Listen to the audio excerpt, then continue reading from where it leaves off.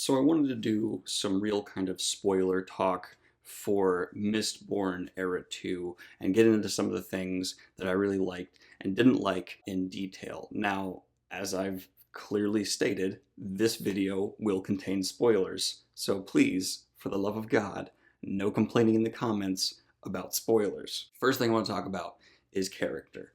Now, I mentioned a few times in my reviews of these three books that I found the character lacking in some pretty substantial ways. When it came to Waxilium especially, I found him to be a very copy print gunslinger character type that we've seen again and again and again and again and again and again and again. I can't really be interested in someone who embodies these characteristics anymore without some kind of twist on it, and Waxilium to me never really had that twist, that zest to make me care about him as an individual. Yes, there's a tragic backstory with a stoic gunslinger who's out for revenge and justice. There's literally so many characters that fit that, and unfortunately he never really went beyond it. So of course I have some problems, and it affects the rest of the series a little bit, because with one of the main emotional drives for the story being the fact that he thinks he kills this woman he loves. It turns out she's not dead, or maybe she is, and then there's a whole issue with that. I found myself going, of course she's not actually dead, that's going to be the twist. And then as soon as the Kandra are reintroduced, it's going to be like, well, there's your explanation for that. And none of it really felt interesting, none of it really felt original, and it felt very step by step and just following the paces that anyone would predict. And if you're an author, you don't want to write that way. You want to bring in some stuff that's going to make your readers go, Era 2 did recover quite a bit with some of the side characters. I found Wayne especially to have a strong enough personality, which Waxilium certainly lacked, and an interesting enough motivation, and interesting enough development from what his origins are to where we meet him, that I actually kind of cared about him. Yes, it's not entirely original, but I found his personality to be strong enough that I don't care that it's not entirely original. I just like him, and if you can make me really like him, I'll really start caring. I found myself more emotionally invested in Wayne boinking a Kandra than I ever did for Waxilium and his whole backstory, which that's a problem. If I think that one of your side characters sleeping with a non-human entity is a more interesting development than anything that happens with your main emotional conflict for your main character, you need to work on that. I also find Wayne to be surprising. Obviously, when his avoidance of guns is introduced, you know eventually he's going to pick up a gun and shoot somebody, which another plot thing from these books that's just, oh, okay, wonder what that's gonna be. I didn't even care, and when he finally did pick up a gun, it was a yeah moment, because you care about Wayne enough that, yeah, you might see it coming, but you care. And the reason I'm pointing these two things out is I want to compare and contrast the difference of writing a character who, you know, maybe you see it coming, but you don't care that you see it coming because they're well enough done, versus just seeing it coming and it being boring. And I found Waxilium to pretty much just be boring. Now there's one other character that really surprised me in the third book, and there was no development really for them in the first two, but in the third book, Steris steps it up and certainly becomes one of my favorites. And I thought that would kind of be an unpopular opinion, but after going on the subreddit and seeing the comments in my last videos, apparently Steris is a widely loved fan favorite, which I get, because she is extraordinarily relatable, and she's pretty much the only character who's super relatable in Era 2, in terms of her really feeling a desire to contribute but feeling like she doesn't. You know, that's something we all kind of really feel at various times depending on, you know, what's going on in our life. And her planning obsessively to try to foresee everything, one, was an interesting character development for her, in terms of I've never really seen a character in a fantasy story or a western whose defining contribution is planning.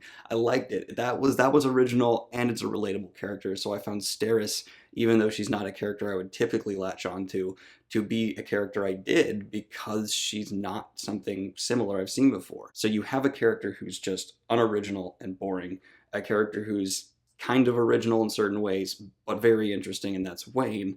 And then you have Steris, who is just kind of original and also interesting and relatable. It's just a good demonstration of how you can write these characters. And it makes the first book focusing so much on Waxilium almost seems strange. It helped in some ways, but I think it hurt in more ways than not for Era 2 of Mistborn. I mean, there's a couple scenes where they're seeing other people, but it's almost exclusively Waxilium's story to a handicapping point. And this brings me to my second big issue with the plot. I mean, it just felt very cookie cutter for a Western, and even some fantasy aspects felt very cookie cutter. I'm never used to seeing from Brandon Sanderson.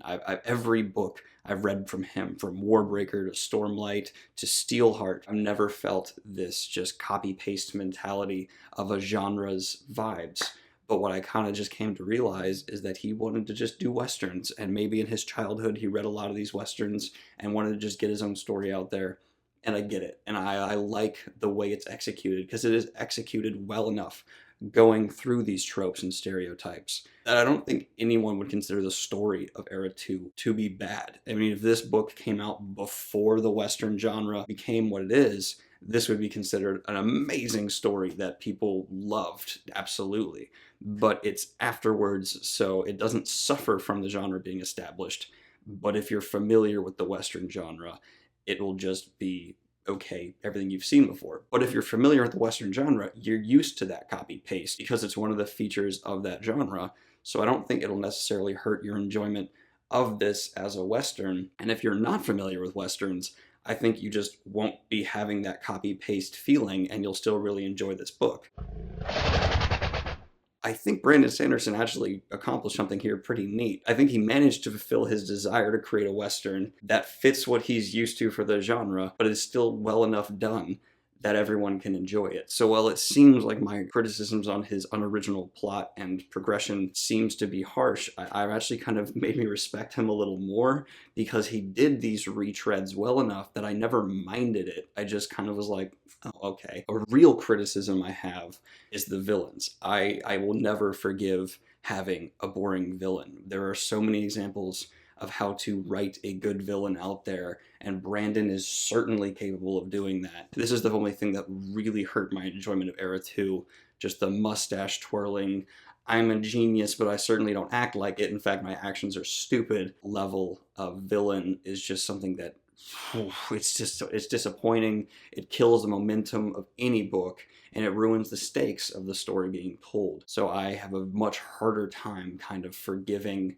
the substantial lack of an interesting, well-developed, and actually intelligent villain. Because some people I've heard say like, oh, the villains in Mistborn Era 2 aren't smart. They say they're smart, but their actions most definitely are not. It's a kind of a thing authors tend to hide behind, just saying how smart your villain is and how convoluted their plans are. But if you like wrote it down on paper, you'd be like, oh, actually, they're an idiot. And there were some other interesting plot things that are worth pointing out and praising. The obstacles established for characters were pretty neat.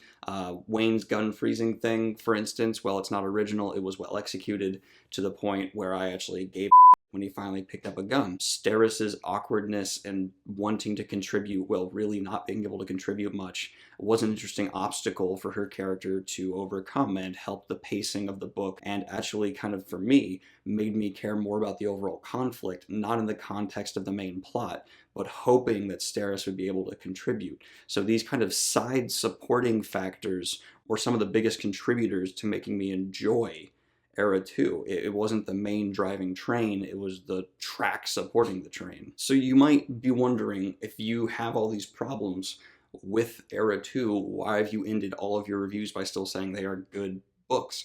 That's because they're really fun, and I think they weren't trying to accomplish anything besides that. I think that's absolutely okay. I prefer just trying to accomplish one goal, like being a fun Western, than trying to do more than you can handle.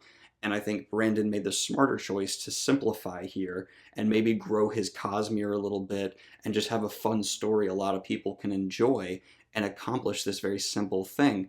And that works. It works so well for these books. I might have actual bigger problems with them if these kind of fun, hokey Westerns tried to be on the epic scale of Stormlight.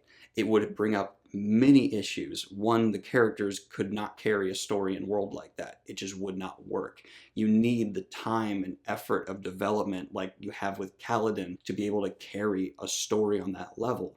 I think Brandon just identified that this story, it's all it needs. It just needs these kind of characters that are pulp fiction-y and whatever. And this almost disappointing series to me, after I realized what it was really accomplishing and doing, made me respect Brandon even more and on a kind of greater level, because I think it was just this is fun. It's all I'm trying to do is have some fun, and I want my readers to have some simple enjoyment. I think my overall review for Mistborn Era 2 is going to be rednecks blowing up stuff in the woods out of 10, because it's just fun. It's just fun. There's nothing more to it. It's not trying to be anything it's not. It's just blowing up in the woods, and it's cool, and everyone can enjoy that. If you disagree with me, feel free to let me know in the comments down below. This is, of course, just my opinion, and I'd love to hear yours. Like and subscribe to support the channel if you have not already. My next book to review is actually a non-fiction book that will be up tomorrow or the day after, that I'm very excited to get reviewed for y'all, because it is a bit different. The Patreon is as well linked in the description, and I hope you all are having a great one. Peace.